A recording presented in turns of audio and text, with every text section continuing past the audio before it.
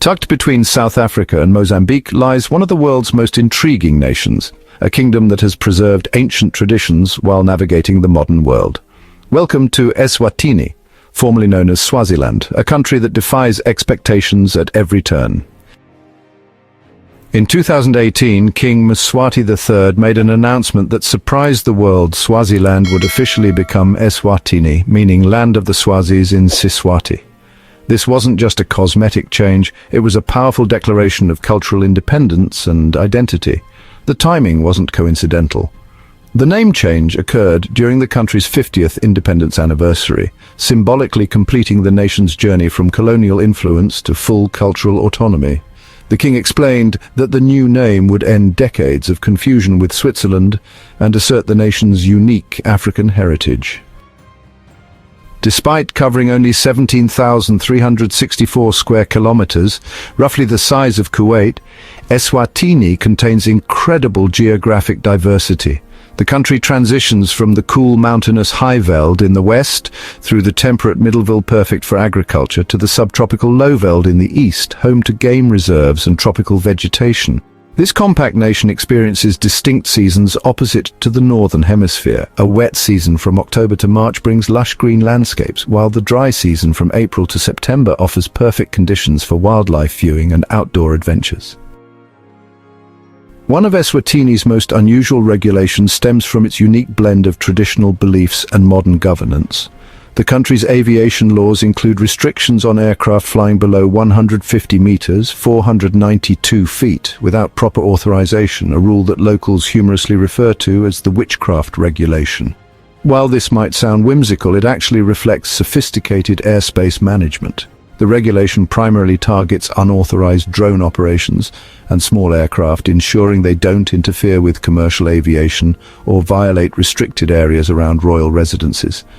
The reality is that commercial flights operate normally at standard altitudes of 10,000 plus meters following international aviation protocols. This law demonstrates how Eswatini balances respect for traditional beliefs with practical modern governance, creating regulations that serve real safety purposes while acknowledging cultural context. Every late August or early September, Eswatini hosts one of Africa's most spectacular cultural events, the Umhlanga, or Reed Dance. This 8-day festival brings together thousands of young women from across the kingdom in a celebration of purity, unity, and cultural pride. The ceremony serves multiple purposes beyond spectacle. It's a harvest festival, a coming-of-age ritual, and a demonstration of national unity. Participants cut reeds from designated areas and present them to the Queen Mother, symbolizing their contribution to the kingdom's strength and continuity. The festival preserves ancient traditions in a rapidly modernizing world. Young women wear traditional attire, participate in ceremonial dances, and learn about Swazi history and values from elders. It's educational, cultural, and spiritual, not merely ceremonial.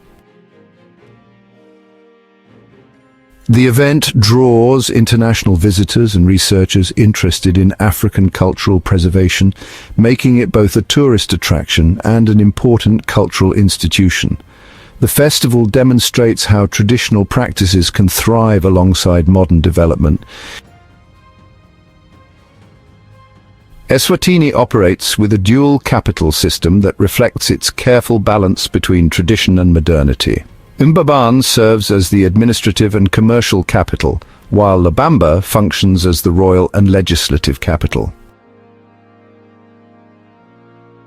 Mbaban, perched at 1,243 meters above sea level, is a modern city that enjoys a temperate climate all year round. It houses government offices, commercial centers, and international businesses. The city blends contemporary African urban life with traditional elements, featuring everything from modern shopping centers to traditional craft markets. Lubamba, located in the Eswatini Valley, is the royal capital that preserves the heart of Swazi tradition. Home to the Royal Palace, Parliament, and National Stadium, Lubamba hosts the kingdom's most important ceremonies and cultural events. It's where ancient traditions meet constitutional monarchy. This division allows Eswatini to maintain its cultural authenticity while engaging with the modern world.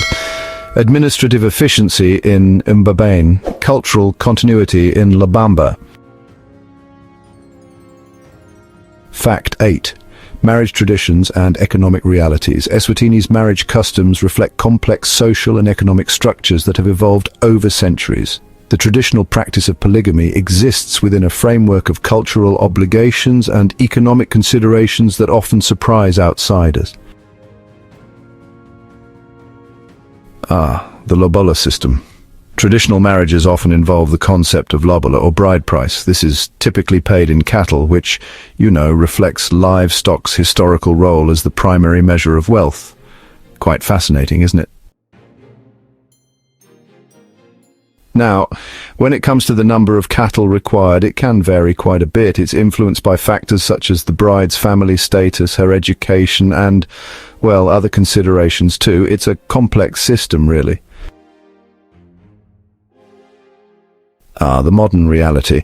While traditional polygamy is legally recognized, most Swazi men practice monogamy due to economic realities. It's quite fascinating how times have changed, isn't it? Supporting multiple families requires considerable resources. This makes it primarily accessible to wealthy individuals. It's a bit of a luxury, really. There's this rumor that the king ordered all men to marry multiple wives, but it was false. Still, it did highlight the international fascination with the kingdom's traditional practices. It's interesting how these stories spread, don't you think? In reality, Eswatini's marriage laws are quite accommodating. They allow for both traditional and modern preferences, giving couples the choice between civil or customary ceremonies. It's all about flexibility, isn't it? Eswatini represents something increasingly rare in our interconnected world, a place where ancient traditions coexist with modern aspirations, where cultural authenticity isn't just preserved but actively celebrated, and where a small nation maintains its unique identity while engaging with the global community. From its dual capitals to its vibrant festivals, from its conservation successes to its cultural innovations, Eswatini offers visitors and observers a chance to experience Africa in its full complexity, not as a romanticized past or a developing future, but as a living, breathing culture that honors its heritage while building its tomorrow. Whether you're drawn by the wildlife, intrigued by the cultural celebrations, or simply curious about this unique kingdom, Eswatini rewards those who approach it with respect, curiosity, and an open mind. It's a reminder that in our rush toward globalization, there's still immense value in the distinctive, the traditional, and the authentically different. This small kingdom proves that size doesn't determine significance, and that sometimes the most profound experiences come from the places that dare to remain uniquely themselves. Eswatini's natural beauty is extraordinary for such a small country. The kingdom protects diverse ecosystems, from mountain grasslands to lowland savannas, creating havens for wildlife and opportunities for ecotourism. Plain Royal National Park stands as Eswatini's largest wildlife sanctuary, protecting elephants, lions, rhinos, and numerous other species. The park offers authentic African safari experiences in a compact, accessible setting. Malolotia Nature Reserve is a mountainous reserve featuring pristine wilderness, ancient rock art sites, and honestly, some of the world's oldest geological formations. Its hiking trails and waterfalls attract adventurers and nature lovers alike. Cultural tourism is also, thriving. Sites like Mantenga Cultural Village preserve and showcase traditional Swazi life, offering visitors authentic cultural experiences through demonstrations, performances, and traditional architecture. Despite its small size, Eswatini has achieved significant conservation successes, including rhino protection programs and habitat restoration projects that serve as models for other African nations. Eswatini is developing innovative approaches to healthcare delivery, combining modern medicine with community-based care. New clinics and mobile health services are expanding access to previously underserved areas. Community health programs led by trained community health workers provide basic care and health education in rural areas, bridging gaps between communities and formal healthcare facilities. Technology integration is playing a big role as well. Mobile health initiatives use smartphones and digital platforms to provide health information, appointment scheduling, and treatment reminders, which is particularly beneficial for chronic disease management. International partnerships have really made a difference too. Collaborations with international organizations have brought advanced medical equipment, training programs, and treatment protocols to Eswatini's healthcare system. All of these developments represent significant progress in making quality healthcare accessible to all citizens, regardless of their location or economic status.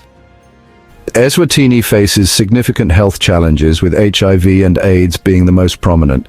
Approximately 27% of adults live with HIV, which is honestly one of the highest rates globally. However, the country has made remarkable progress in treatment and prevention. Health improvements are evident. Life expectancy has been increasing due to improved HIV treatment programs, better healthcare access, and international support. The country has achieved significant success in preventing mother-to-child HIV transmission and expanding treatment access. Healthcare development is ongoing. New healthcare facilities like community clinics offering free services are improving access to medical care. International partnerships have brought modern equipment and training to local healthcare workers. But there are broader challenges too. Beyond HIV and AIDS, Eswatini addresses tuberculosis, malnutrition, and limited healthcare infrastructure.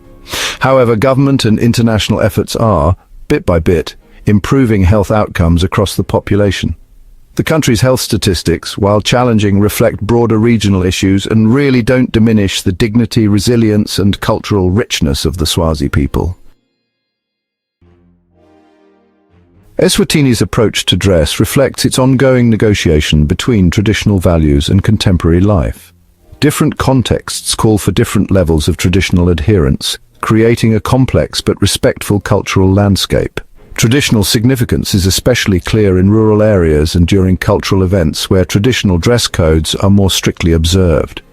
Women often wear the colorful traditional wraparound skirt known as imahia, while men don traditional coverings and accessories during ceremonies. Modern flexibility is also part of daily life. In urban areas and business contexts, Western dress is common and accepted. The key is context. Understanding when and where traditional dress is expected really shows cultural respect and awareness. During cultural events, especially festivals like Umhlanga, traditional dress takes on special significance. These occasions showcase the beauty and diversity of Swazi traditional clothing, from intricate beadwork to colorful fabrics and accessories. And just to clarify, the hair customs mentioned in the original script aren't accurate. Eswatini women style their hair according to personal preference and fashion trends, much like women anywhere else in the world.